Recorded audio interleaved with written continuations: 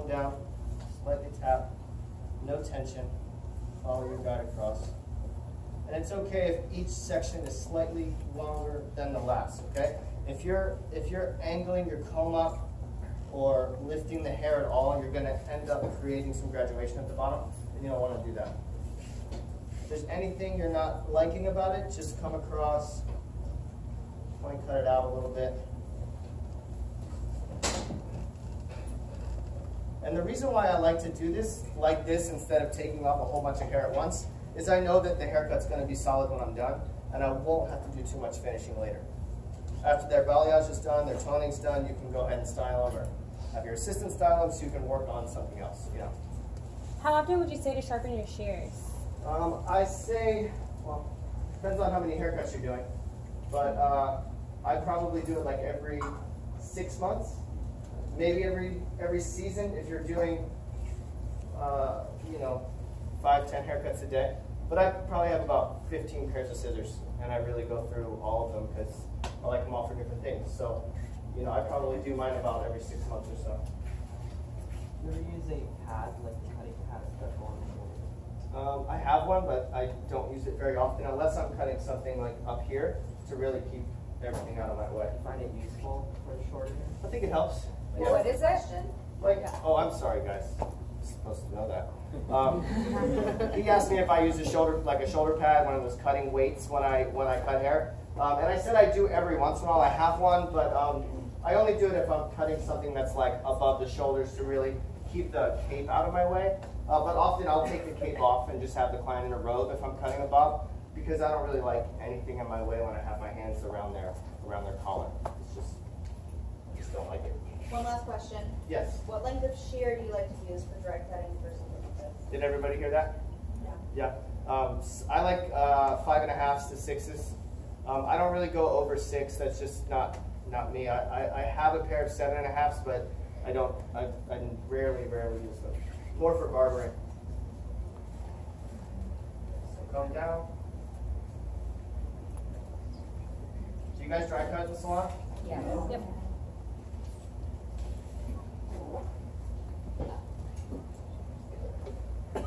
Yeah, sharp shears definitely help with this. They're not sharp enough to cut without pushing the hair too much. You're going to run into problems. I have a question. Yes. Do you use like specific dry cutting shears to do your dry cuts? No. Okay. I don't. She asked if I use specific dry cutting shears. I don't. I use, as long as they're sharp, they're fine. I mean, some dry cutting shears are meant for like dry slide cutting and stuff like that, but I actually don't have any of those. So keep working your way through. As we get to the side, I'll show you guys what.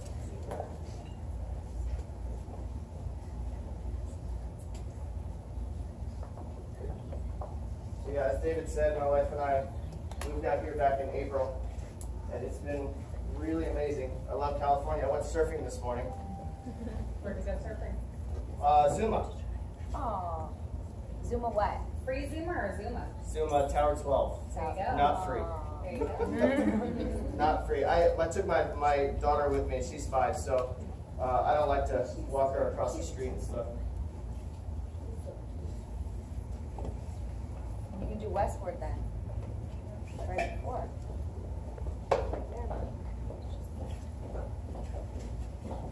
Nori really wanted me to cut her hair yesterday. She didn't want to wait till today, but I made her wait anyways.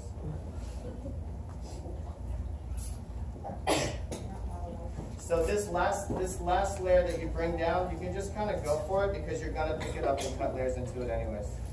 So if it's a little long or a little uneven, it's all right. So as you work into the side, make sure they straighten their head up and take horizontal sections across to move into the side. Now, it's up to you guys what you feel like you like to do. You can have them turn this way and cut over their shoulder. You can have them turn this way and cut in the front. Because her hair is a little weaker right here around her face, I'm going to cut in the front because I can see exactly what's left there to cut, right? If I bring all that stuff to the back, I might not be able to see it all. Same thing, no tension. There's my guide from the back. You guys see that? So yeah, you just kind of want to make sure you swing that guide around from the back so you have something to work off of. A little more.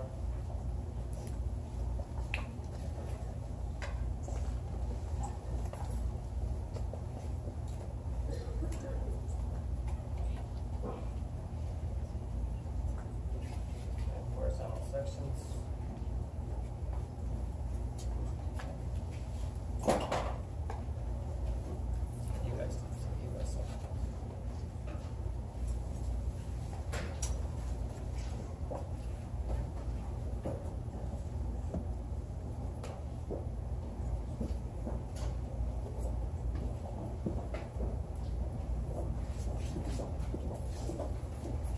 Just keep working your way through so you don't have anything left to cut. If they have some previous layers, you probably will run out of hair as you get through the top. And again, all the line cutting is no tension. You guys haven't seen me grab this with my hands once, right? Once you start grabbing it with your hands, you start creating graduation and you start doing stuff to the line that you don't necessarily want to do.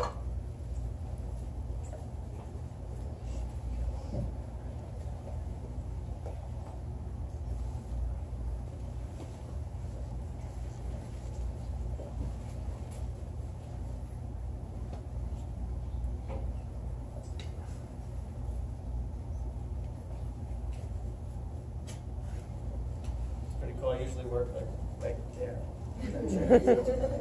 My spot right there. It's my butterfly loft crew. You guys all here? Butterfly loft? Yeah. It's been crazy changing from. Thank you. It's been crazy going from one salon to another after 17 years in one place. But everybody here has been super welcoming. My clients notice you and they love watching you. No joke. They were like, who's the new guy with the threads? Have you even been asked if you're going to have colors with the threads? No, is the answer. No. I told him. Maybe toner. I might do some silver toner. We'll see what Ricky's got in store for me. Whoop, whoop.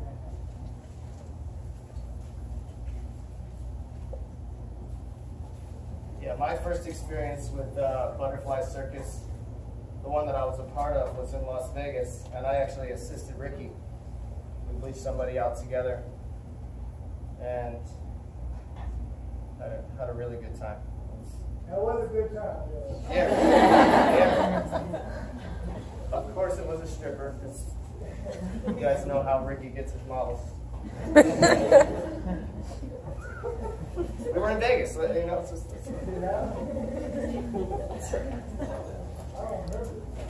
okay, so sorry, I'm gonna resection the front here just to get it out of my way for a minute, and I'm gonna create my concave layer, create my guide to start doing my concave layering. So now we're gonna work right off the top of her head, okay? Right before it starts to round.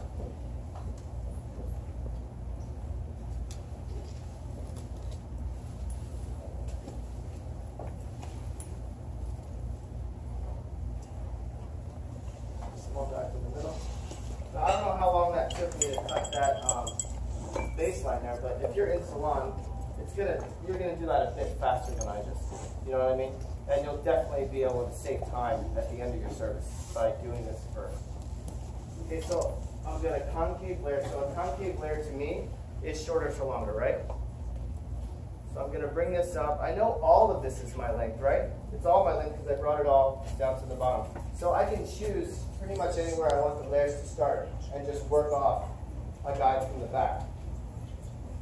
Pretty much right around the occipital is what I'm gonna work off of. That way it'll stay nice and heavy at the bottom. If you start getting below the occipital, it'll start opening up and you won't have as much bluntness down there. And this part, definitely point cut, just to help keep it soft. Okay, you guys see that? So I'm going to work off a guide right here. Just point cut my way down. Drop that. Full so you guys can see what that's going to create there. It's just going to open up all that back stuff a bit. Pivot around the head from there and just keep concave, okay? Keep the concave layer going through the back. Let the guide drop out so you know you're not cutting too much into your length. You guys see my guide? Yep. Point cut through.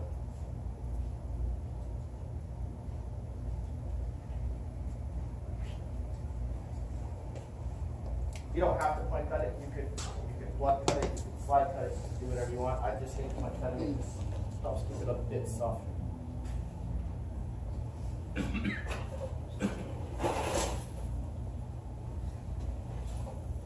See my guide? Always make sure you can see your guide. I think that's super important. If you can't see it, drop the hair and pick up a thinner section so you can work your way back through it.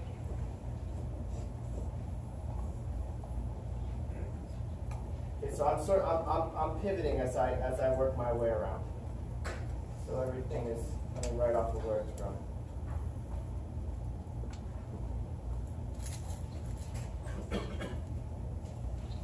Now this is going to look good straight. It's going to look even better when it's wavy.